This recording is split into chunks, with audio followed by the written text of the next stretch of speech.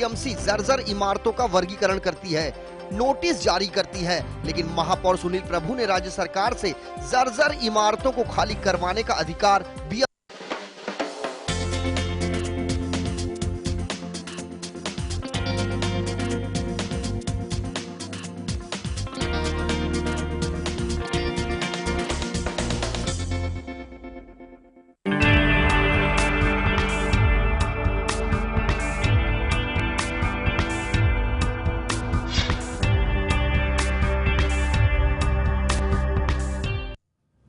नमस्कार, lemon news के खास कार्यक्रम गृह राशि योग में आप सबका बहुत बहुत स्वागत है। मैं हूं सुष्मिता सिंह। कल हमने बात की थी तिलों का जीवन पर क्या प्रभाव पड़ता है। एक बार फिर हम इसी विषय को उठाएंगे और चर्चा करेंगे, क्योंकि बहुत सी बातें कल छूट गई थी। क्योंकि तिल हमारे शरीर पर होते हैं, हमारे शरीर की खूबसूरती को बढ़ाते हैं। चेहरे पे अगर होते हैं तो चेहरे की खूबसूरती को बढ़ाते हैं, लेकिन उनका हमारे जीवन पर भी प्रभाव पड़ता है। ये हमने समझा था कल पंडित जी से। विभिन्न अंगों पर अगर तिल हैं, अलग अलग जगहों पर तिल होते हैं, तो संकेत अलग अलग दिए जाते हैं और व्यक्तित्व को निखारने की जो कला होती है, कहीं ना कहीं वो भी हमें इस ओर भी इशारा करते हैं। तो क्या स्वभाव होगा आपका, क्या व्यक्तित्व होगा आपका, किन किन गुणों के आप मालिक होंगे, और क्या कोई नकारात्मक स्थितियां भी पैदा हो जाती है, क्या जीवन में संघर्ष करना पड़ेगा, किस तरीके का जीवन बीतेगा, आपको जानकर अचरज हो रहा होगा कि ये सब बातें एक छोटे से तिल से हम जान सकते हैं। जी हाँ, तो तिलों पर चर्चा एक बार फिर हम करेंगे और चर्चा के लिए हमारे साथ स्टूडियो में मौजूद हैं पंडित कुलदीप शर्मा। पंडित जी, बहुत बहुत स्वागत है आपका। पंडित जी, एक बार फिर से हम बात करेंगे तिलों की, क्योंकि चर्चा जो थी वो अधूरी रह गई थी। कल हमने बहुत से तिलों की बात की थी। चेहरे पर तिल हो, आंखों पर तिल हो, कंधे पर तिल हो, गर्दन पर तिल हो, उनका क्या कुछ प्रभाव पड़ता है। एक बार फिर से हम शुरू करेंगे, तिलों का हमारे जीवन पर क्या प्रभाव पड़ता है। और शुरुआत करेंगे, अगर हाथ से शुरुआत करते हैं, हाथ के पंजे से शुरुआत करते हैं, तो क्या देखते हैं? देखिए, हमारे दो हाथ हैं, दो हाथों की हथेलियां, उंगलियां, अंगुष्ठ, तिल कहीं भी हो सकता है। कई जगह हाथों पर अगर देखा जाए तो हथेली पर तिल को बड़ा शुभ माना गया है। कई लोग अपनी मुट्ठी बंद करके कहते हैं कि मेरा तिल मुट्ठी के अंदर आता है तो यानी परमात्मा मुझे खूब देगा। लेकिन तिल का रंग तो काला है ना, काले को कलंक स्वरूप भी माना गया है। काले को कहीं न कहीं सून शास्त्रों में शुभ नहीं मानते।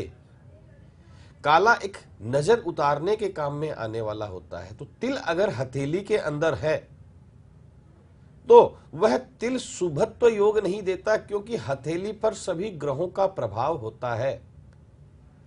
9 ग्रह हैं, 9 ग्रहों ने अपना अपना स्थान हथेली पर बनाया हुआ है।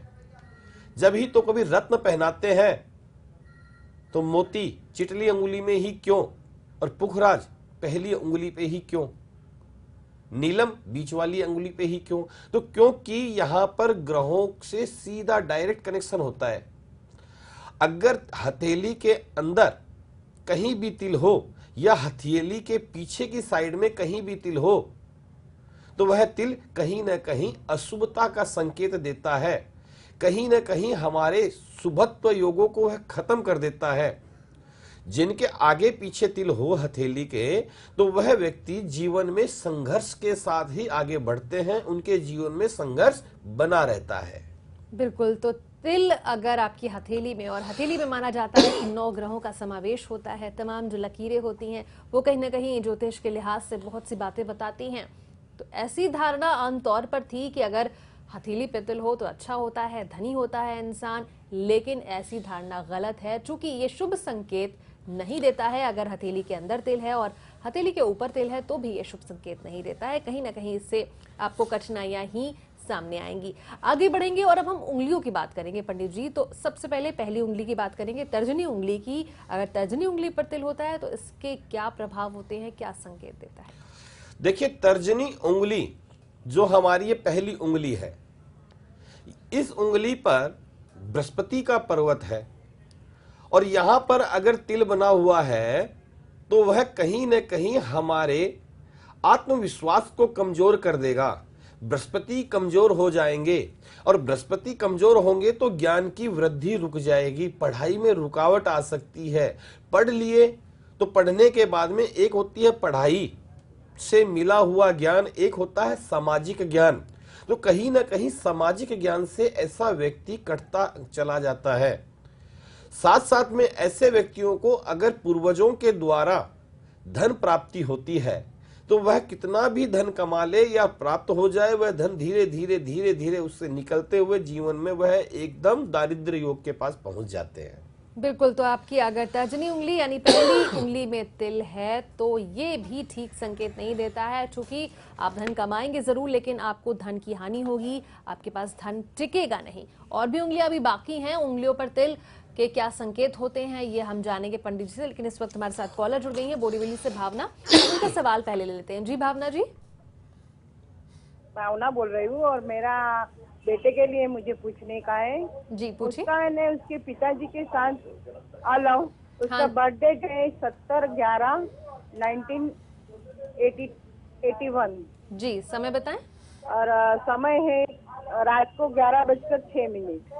जी स्थान मुंबई बताएं। में। मुंबई। क्या सवाल है आपका भावना जी? मेरा बेटा है वो उसको पिताजी के साथ इतना जम नहीं रहा है और उसको वाद विवाद होते रहते हैं। अच्छा। और उसके जो सर्विस करता है ना उधर भी उसका बॉसेस के साथ इसका ज्यादा नहीं बनता है और उसके लिए वो बहुत चिंतित रहता है। जी। और उसका मंगल और बुध कैसा है वो पूछने का था। ठीक है, हम आपका सवाल लेते हैं। भावना जी हैं, इन्होंने अपने बेटे के लिए सवाल पूछा है। 17/11/81 रात के 11:06। इनके पिताजी के साथ संबंध ठीक नहीं है, आपस में कोई ना कोई विवाद रहता है, साथ ही मंगल और बुध की दशाएं कैसी चल रही हैं? भावना जी, मैं कहना चाहूंगा जो डेट आपने मुझे दी है उस डेट के अनुसार आपके बेटे को शुक्र और शुक्र में शनि की दशा चल रही है। शुक्र और शनि की दशा आपके बेटे के लिए अकारक है, कारक नहीं है, देने वाली नहीं है, क्योंकि करक लगन में शनि और जो शुक्र है वह अशुभ ग्रहों में आते हैं। तो अशुभ ग्रहों की दशा जब होती है तो कहीं ना कहीं मति भ्रम व्यक्ति के अंदर पैदा हो जाता है। हमारे भगवान श्री रामचंद्र जी थे, उनकी कुंडली भी करक लगन की थी, लेकिन जीवन में वह पिता के आज्ञाकारी पुत्र रहे, लेकिन पिता के आदेश अनुसार वह वनवास चले गए। वह एक युग जो था त्रेता युग था, यह कलयुग है। इस कलयुग में मैं वनवास की तो नहीं कहता हूं, लेकिन कहीं न कहीं पिता पुत्र में वैषम्य भाव बना ही रहने वाला है। बच्चे को कहे कि थोड़े से वह अपने परिवार के संस्कारों के अनुसार बढ़ते हुए ईश्वर की तरफ अग्रसर करे, बच्चे को परमात्मा से जोड़े, जिससे कि उसकी बुद्धि सही हो। और एक अच्छा सा पुखराज अपने बच्चे के गले में पहनाइए मोती के साथ, जिससे बच्चा थोड़ा सा शांत होगा और बच्चे में ज्ञान की वृद्धि होगी। और एक बेटे का कालसर्प योग है, उस कालसर्प का नाम है अनंत। उसे जितनी जल्दी हो अच्छे से शांत करवाइए, जिससे उसका विष भी कम हो। बिल्कुल। तो भावना जी, बेटे के लिए जो भी उपाय बताएं पंडित जी ने वो आपको अपनाने हैं जरूर। पिता के साथ जो तनाव चल रहा है वो दूर होगा, भगवान की ओर उन्हें बढ़ाना है, अग्रसर करना है ताकि सद्बुद्धि आए, जो बुद्धि है उसका विकास हो और सही रास्ते पर जा सके। कालसर्प योग के लिए आपको जरूर उपाय करना होगा। बहरहाल आज बात हो रही है तिलों के प्रभाव की। तिलों का हमारी जिंदगी पर क्या प्रभाव पड़ता है, क्या संकेत देते हैं ये तिल, ये हम जानने की कोशिश कर रहे हैं। दर्शक लगातार हमें कॉल कर रहे हैं, आप भी हमें कॉल कर सकते हैं। स्टूडियो का नंबर लगातार हम फ्लैश कर रहे हैं, हमारे ऑफिस का नंबर, जिस पर आप कॉल करके पंडित जी से सवाल कर सकते हैं, आपकी समस्याओं का समाधान प्राप्त कर सकते हैं। अगर आप पंडित जी से व्यक्तिगत तौर पर मिलना चाहते हैं, उसके लिए आपको समय लेना होगा पंडित जी के मुंबई ऑफिस का। वो नंबर भी हम स्क्रीन पर लगातार दिखा रहे हैं, आप उस पर कॉल करिए। मुंबई में उनका ऑफिस है, आप वहां पर जाकर उनसे संपर्क कर सकते हैं। बहरहाल पंडित जी आगे बढ़ेंगे। हमने पहली उंगली की बात की, हथेली की बात की, अब हम दूसरी उंगली पर आते हैं, यानी मध्य उंगली जो होती है, बीच की उंगली होती है। अगर वहां पर तिल होता है तो किस तरीके का जीवन बिताता है व्यक्ति? देखिए, मैं ये कहना चाहूंगा कि मध्यमा अंगुली यह शनि की अंगुली है। शनि न्यायप्रिय ग्रह है और यहां पर शनि की उंगली पर अगर तिल है तो वह कहीं ना कहीं शनि का दूषित होना दर्शाता है। ऐसे व्यक्ति अकारण शत्रुओं के अंदर घिरे रहते हैं।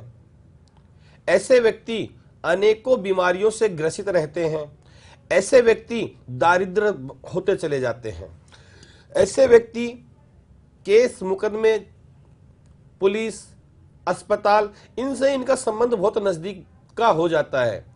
जिनकी आगे या पीछे अगर तर्जनी बीच वाली उंगली पर, मध्यमा उंगली पर अगर तिल है तो ऐसे व्यक्ति बड़े सावधान रहें और अपनी पत्रिका को दिखाकर योग्य मार्गदर्शन पाकर उसका उपाय करवा लें, क्योंकि यहां पर तिल का शुभ संकेत नहीं आया है। यहां यह दिखाया जाता है कि अगर ये तिल ज्यादा नुकसान करे तो आजीवन कारावास तक भी भोगने के लिए मजबूर कर देता है। तो अगर जिनकी हथेली से अगर तिल आगे बढ़ते हुए मध्यमा तक चला जाए या पीछे की साइड से यहां ऊपर चढ़े तो ऐसे व्यक्ति तुरंत अलर्ट होकर के तुरंत शनि का उपाय कर ले में।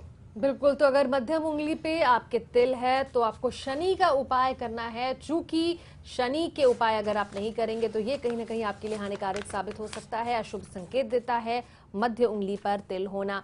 आगे बढ़ेंगे, अगर बात करते हैं अनामिका उंगली की, अनामिका उंगली पर तिल होता है तो वो क्या संकेत करता है, किस तरीके का प्रभाव पड़ता है? देखिए, ये जो हमारी अनामिका उंगली है यहाँ पर सूर्य का और मंगल का पूरा पूरा प्रभाव होता है। सूर्य एक तेज है, सूर्य ही ब्रह्मांड की आंखें हैं और यहां पर तिल होना यानी कि पढ़ाई पे आपका मन कम लगना, पढ़ाई को बहुत धीमा कर देता है या फिर डिग्री लेने में संदेह होता है ऐसे बच्चों के लिए। अगर मान लीजिए कि पढ़ लिए कैसे जैसे करके तो वह जीवन में सक्सेस होने के लिए फिर मना करता है, फिर सक्सेस पर रोक देता है। साथ साथ में इन ऐसे बच्चों को या ऐसे व्यक्तियों को हृदय रोग की शिकायत के संकेत दे रहा है ये तिल। जिनके भी इस उंगली पर तिल है तो उन्हें विशेष अपने हृदय से संबंधित ध्यान रखना चाहिए, कोई नशे वगैरह से बचना चाहिए, नहीं तो आने वाला समय ऐसे बच्चों के लिए नुकसानदायक हो सकता है। बिल्कुल, तो अनामिका उंगली पर तिल है तो आने वाला समय नुकसानदायक हो सकता है, हृदय रोग की संभावना ज्यादा होती है, इसके लिए आपको सचेत होना होगा। आगे भी बढ़ेंगे, बहुत से सवाल अभी करने बाकी है, लेकिन इस वक्त हमारे साथ कॉलर जुड़ गए हैं अंधेरी से मोहम्मद रफी, उनका सवाल ले देते हैं। जी हेलो। हाँ जी, हाँ पंडित जी नमस्ते।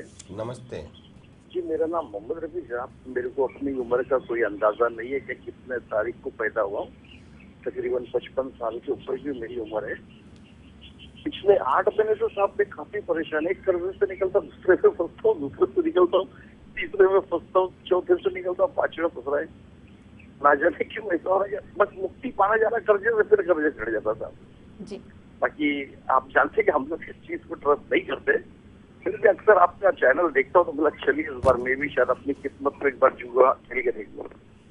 चलिए मोहम्मद रफ़ी जी, आप परेशान मत होइए, हम आपका सवाल ज़रूर लेंगे। मोहम्मद रफ़ी ने कॉल किया है और हालांकि अपना डेट ऑफ बर्थ वगैरह नहीं जानते हैं, 55 साल के करीब अपनी उम्र बता रहे हैं। क्या इनके नाम से इनकी समस्या का समाधान हो सकता है? क्योंकि बता रहे हैं कि कर्जे में लगातार ये डूबे रहते हैं, एक समस्या से निकलते हैं दूसरी समस्या में पड़ जाते हैं, लगातार समस्याएं बनी हुई। मोहम्मद जी, 6:38 पर आपका फोन मेरे पास इस समय आया है और मैंने उसी समय की प्रश्न कुंडली बना करके देखी है, तो आपके जहां पर कर्जे का स्थान होता है वहां पर शुभ ग्रह बैठे हैं।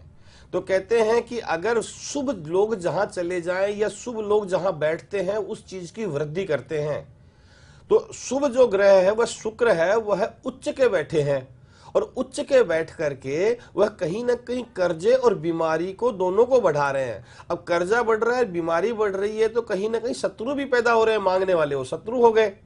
तो आप कर्जे, बीमारी और शत्रु से ग्रसित हैं। यह जो परेशानी है, यह परेशानी आपकी अभी कुछ समय और चलने वाली है।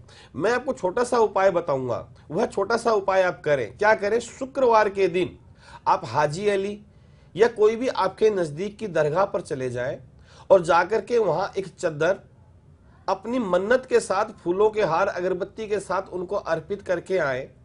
जो इत्र चढ़ाए उस इत्र में आपका गुलाब का इत्र होना जरूरी है। जो भी अगरबत्ती हो वह गुलाब की होनी जरूरी है और उनके पास जाकर के अपनी मन्नत बोल करके वो चीज चढ़ा देवें। और वहां के जो भी पुजारी मौलवी होते हैं उनसे आप हाथ जोड़ करके एक पुष्प मांगे कि यहाँ का जो चढ़ा हुआ फूल चढ़े हुए हैं उनमें से मुझे एक फूल दे दीजिए। तो बाबा के द्वार से आप एक फूल वहां से मांग के लाएंगे और वह फूल के साथ में एक चांदी का सिक्का और कुछ हरा धनिया हरे कपड़े में ही बांधकर आप अपनी तिजोरी में रख दीजिए। तो जो कर्जा बार बार बढ़ रहा है वह आपका वहीं रुक जाएगा, उसके बाद में कर्जा आगे नहीं बढ़ेगा, क्योंकि बाबा की कृपा आपके घर पे पहुंच जाएगी, उनका आशीर्वाद आप घर पे रख लेंगे। दूसरा उपाय मैं बताना चाहूंगा, नहाते समय आप नंगे पैर बाथरूम में न जाएं।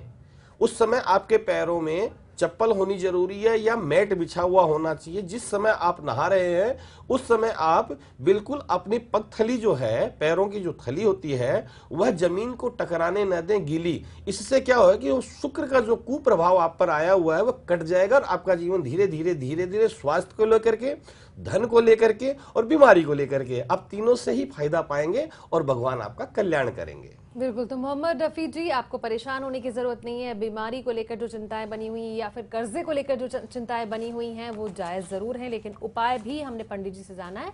आपको उन उपायों को अपनाना है, तमाम परेशानियों से आपको मुक्ति जरूर मिलेगी। बहरहाल आज बात हो रही है कि तिलों का हमारे जीवन पर क्या प्रभाव पड़ता है, अलग अलग जगहों पर तिल होते हैं, क्या संकेत देते हैं, किस तरीके का व्यक्तित्व आपका होता है, कैसा स्वभाव होता है और आगे आने वाला जो जीवन होता है वो कैसा व्यतीत होता है, ये हम जानने की कोशिश कर रहे हैं। पंडित जी, हमने मध्य उंगली तक की बात की, अब हम आगे बढ़ेंगे और बात करेंगे अनामिका उंगली की भी हमने बात कर ली। अब कनिष्क उंगली की अगर बात की जाए तो कनिष्क उंगली पर अगर तिल हो तो किस तरीके का जीवन व्यतीत होता है? देखिए, ये चिटली उंगली है और चिटली उंगली के यहीं पर पास पर पति या पत्नी के संकेत मिलते हैं। किसी भी जातक के अगर हम हाथ देखते हैं तो हाथ देखते समय कि भाई मेरे पास जीवन में दाम्पत्य सुख होगा या नहीं होगा, तो इस उंगली के पास ये जो एक लकीर या दो लकीर या तीन लकीर होती है तो ये कहीं ना कहीं हमारे दाम्पत्य जीवन की ओर बता रही होती है, इशारा करती है। और वह हमें कोई ना कोई बताता है भाई तुम्हारी दो शादी है, तुम्हारे जीवन में लाइफ पार्टनर आएगा या नहीं आएगा, या स्त्री सुख कभी मिलेगा या नहीं मिलेगा।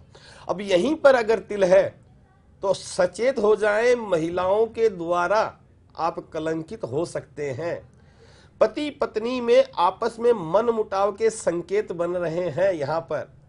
अब ये बुध की उंगली है, साथ में चंद्र की उंगली है, दोनों की ही उंगली को यहां पर से देखा जाता है।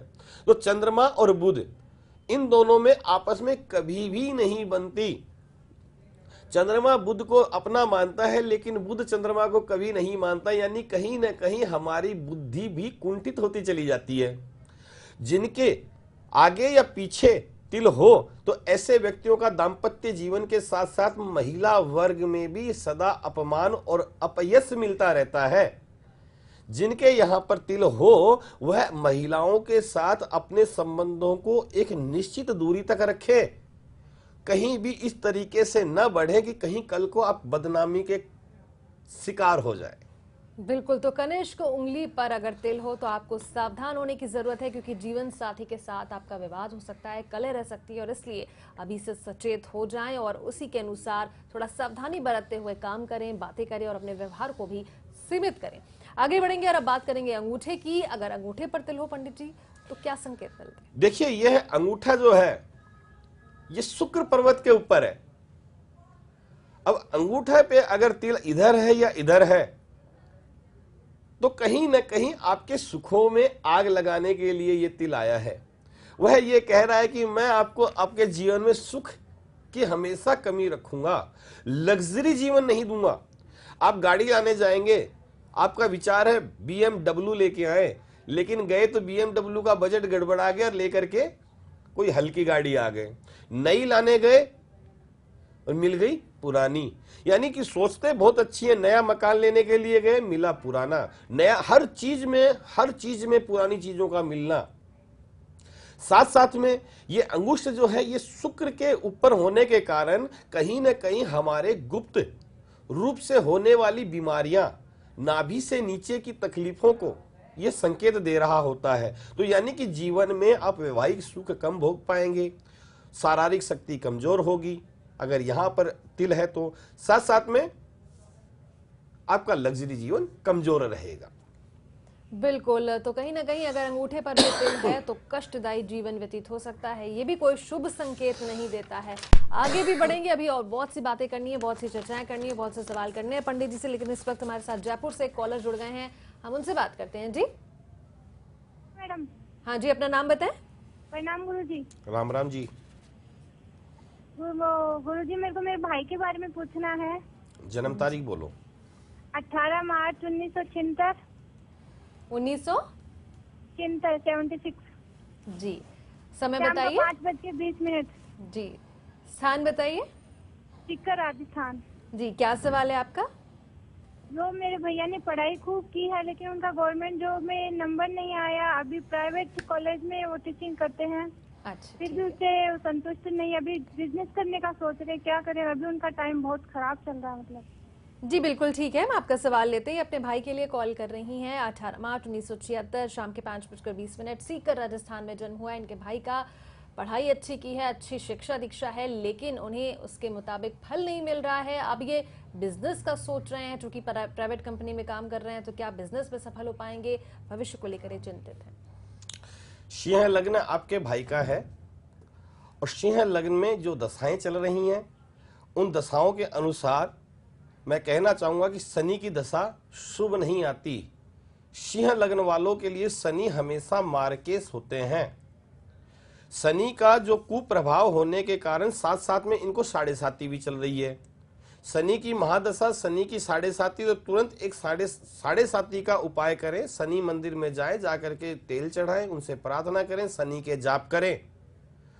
जितना भी आप शनि को मना सके मनाएं। तो शनि नौकरी का कारक भी है, तो इससे आप शनि को मनाएंगे तो इससे नौकरी मिलेगी। साथ साथ में सिंह लग्न होने के कारण सूर्य को अर्घ भी देवें, तो कहीं ना कहीं आपके भाई के लिए कोई मार्ग निकल आएगा और इनका भविष्य सुखद होता चला जाएगा। बिल्कुल, तो आपको उपाय अपनाने हैं और इन ज्योतिषीय उपायों को अपनाने से कहीं ना कहीं मार्ग निकलेगा कोई, और जीवन में जो भी बाधाएं आ रही हैं वो जरूर दूर होने वाली हैं। आज बात हो रही है तिलों की, और तिलों पर चर्चा लगातार हम कर रहे हैं। पंडित जी से जान रहे हैं, समझ रहे हैं कि आखिर तिल क्या संकेत देते हैं। पंडित जी, हमने हथेली की बात की, हथेली में अगर तिल हो, ये सभी 5 उंगलियों की भी हमने बात कर ली, क्या रेखाएं जो होती हैं हथेली की, उन पर तिल होने का भी कोई संकेत होते हैं? बिल्कुल, देखिए रेखाओं पर तिल होना इस ओर संकेत देता है कि कौन सी रेखा पर तिल है।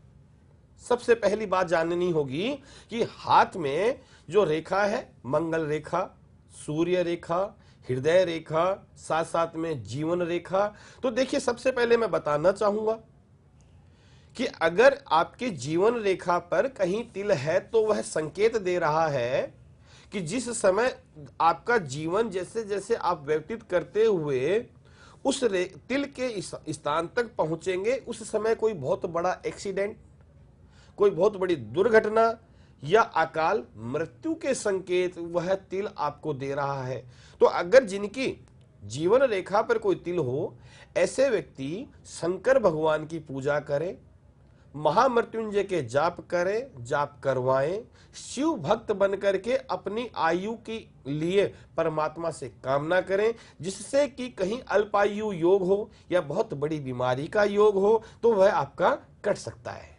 बिल्कुल, और अगर बाकी की रेखाओं की बात करें, हृदय रेखा की बात करें, दिमाग रेखा की बात करें, तो ये क्या है संकेत देते हैं? देखिए, मैं ये कहना चाहूंगा कि व्यक्ति का जो कंप्यूटर है वो दिमाग ही तो है, और अगर यहां पर ज्ञान की रेखा पर, जहां हमें ज्ञान की वृद्धि होती है, वहां तिल है तो व्यक्ति कहीं ना कहीं संकालू, साथ साथ में झगड़ालू, संकालू भी झगड़ालू भी, और अपने अच्छे कैरियर को हमेशा ही खराबी की तरफ लेके जाने वाले ये लोग होते हैं। इनका जीवन हमेशा ही अल्प ज्ञान में होने के कारण अपयश का शिकार होते चले जाते हैं ये लोग। बिल्कुल, तो अपयश का शिकार होते हैं अगर दिमाग रेखा पर तिल हो। हृदय रेखा की अगर बात की जाए, हृदय रेखा पर अगर तिल हो तो वो क्या संकेत देता है? देखिए, हृदय रेखा पर अगर तिल है तो हृदय रेखा जो है वहां पर पहले यह जानना जरूरी है कि शुरुआत में है कि बीच में है कि आगे है। हृदय रेखा में अलग अलग है। कहीं पर तो क्या है कि कान के आसपास बहुत बड़ी बीमारी का बनना, दूसरा हृदय पर बहुत बड़ी समस्या बनना, तीसरा आपके गले पर समस्या बनना। अगर हृदय रेखा पे कहीं तिल है तो आप बहुत बड़ी बीमारी को निमंत्रण दे रहे हैं। अगर हृदय रेखा के चीज को देखा जाए तो यही चीज आप अपने हथेली के पीछे के हिस्से में वहीं देखेंगे। अगर वहां भी तिल हो तो कुछ हद तक वह अपना प्रभाव जोड़ बनाते हैं। बिल्कुल, तो हृदय रेखा की हमने बात की, अब हम आगे बढ़ेंगे, बात करेंगे चंद्र रेखा की। चंद्र रेखा पर तिल होने से किस तरीके के संकेत मिलते हैं? देखिए, चंद्र रेखा, चंद्रमा का तात्पर्य है शांति, ठंडक। कहते हैं कि चंद्रमा हमेशा शिव के मस्तिष्क पर है और शिव पर हमेशा बर्फ या बर्फीला मौसम, जल चढ़ना, मौसमी का रस चढ़ना, हर चीज ठंडी चढ़नी, और चंद्रमा को ठंडक का प्रतीक माना गया है। यहां पर अगर तिल है तो ऐसे व्यक्ति मानसिक बीमार हो जाते हैं। इनका मस्तिष्क काम नहीं करता क्योंकि वहां पर तिल होने के कारण चंद्रमा दूषित हो जाता है। दूसरी चीज ये तो है ही है, साथ साथ में चंद्रमा के कारण तापमान ऊपर नीचे होता रहता है। क्योंकि जैसे ज्वार हमारा आगे पीछे होता है, चंद्रमा जैसे हर दिन बढ़ता है हर दिन घटता है, ऐसे ही व्यक्ति का तापमान ऊपर नीचे होता है। कभी एसिडिटी बहुत ज्यादा हो गई, कभी जुकाम बहुत ज्यादा हो गई, कभी जुकाम लग गई, कभी एसिडिटी हो गई, यानी कि इनका तालमेल सही नहीं बैठता। क्यों नहीं बैठता? क्योंकि उसका प्रभाव ऐसे चलता रहता है कि डॉक्टर बोलेगी भैया कौन सी दवाई दूं, कभी गर्म दवाई देता हूं तो इतनी गर्म हो जाती है, ठंडी दवाई देता हूं तो इतनी ठंडी हो जाती है। बैलेंस नहीं रख पाते जिनकी चंद्रमा के क्षेत्र पर अगर तिल है तो। बिल्कुल, तो चंद्र रेखा पर तिल है तो कहीं ना कहीं ये आपको मानसिक प्रताड़ना देगा, मानसिक तनाव का संकेत देता है। लगातार दर्शक हमें कॉल कर रहे हैं, आप भी हमें कॉल कर सकते हैं। नंबर्स लगातार हम स्क्रीन पर फ्लैश कर रहे हैं। पंडित जी से मिलने के लिए आप समय ले सकते हैं। पंडित जी का मोबाइल नंबर भी हम दे रहे हैं, मुंबई में उनका ऑफिस है और आप व्यक्तिगत रूप से मिलकर उनसे अपनी समस्या का समाधान प्राप्त कर सकते हैं। पंडित जी आगे बढ़ेंगे, बात करेंगे कलाई की। चूंकि हथेली पे हमने पूरा कवर कर लिया है, हथेली पे अगर तिल हो तो क्या संकेत मिलते हैं? अगर कलाई पर संकेत हो, और बहुत ज्यादा लोगों के होती भी है कलाई पर तिल, किस तरीके का जीवन व्यतीत करते हैं ऐसे लोग? देखिए, कलाई पर अगर तिल है तो कलाई का तात्पर्य है कि उसे संतान से संबंधित बहुत तकलीफ होती है। संतान होती नहीं, बार बार ओवरसन होना। अगर मान लीजिए संतान हो गई तो होने के बाद में संतान का स्वास्थ्य खराब चलना, संतान का स्वास्थ्य भी अच्छा है तो आगे जाकर के संतान नालायक हो जाना। कहीं ना कहीं ऐसे व्यक्ति अपने संतान को लेकर के हमेशा ही चिंतित बने रहते हैं। जिनके भी अगर कलाई पर यहां पर अगर तिल है तो ऐसे व्यक्ति अपने संतान को शुरू से ही अच्छे संस्कार देना आरंभ करें। शुरू से ही अपने संतान के निमित्त संतान गोपाल के स्वयं भी जाप करें ताकि उस तिल का कुप्रभाव खत्म हो सके। बिल्कुल, तो अगर आपकी कलाई पर तिल है तो ऐसे में आपको संतान से कष्ट हो सकता है और उसके लिए आपको सावधान जरूर होना पड़ेगा। बहरहाल आज हमने बात की है तिलों की, और तिलों का हमारे जीवन पर क्या प्रभाव पड़ता है ये हमने जानने की कोशिश की है। और खासकर हथेली और पांचों उंगलियों की हमने बात की कि अगर इन उंगलियों पर, हथेली पर, विभिन्न रेखाओं पर, पर्वतों पर अगर तिल होते हैं तो हमारे जीवन पर क्या प्रभाव पड़ता है, क्या असर पड़ता है, क्या संकेत देते हैं। तो ग्रह राशियोग में आज के लिए इतना ही। कल फिर किसी समस्या और उसके ज्योतिषीय समाधान के साथ आपके होंगे सामने। तब तक के लिए मुझे, मेरी पूरी टीम और पंडित जी को दीजिए इजाजत। नमस्कार।